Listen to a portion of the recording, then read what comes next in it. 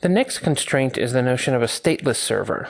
This is layered on top of the client-server idea in that you do have that separation, but when requests are made, there's not going to be any state preserved between each of these requests.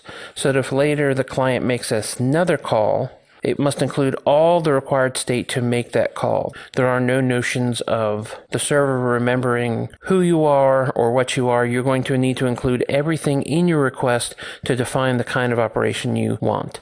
In the web space, this works pretty well, but you do have to remember that we can't lean on older ideas like ASP.NET session state or even application state. Each request should be completely stateless so that when these requests are made, it doesn't matter what machine is serving them, and you don't need to necessarily share state across these different machines. And so scalability is improved through this, and this is part of the requirements for REST. And this is why it is a constraint of REST.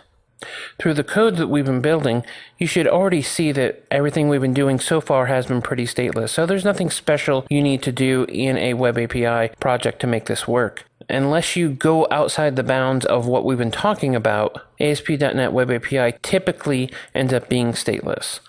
Calls into the service to do posts or gets or puts all include the different data that is required. It's going to include authentication information on each call. It's going to include the data that needs to be changed, as well as context, like the user information we saw in the security module.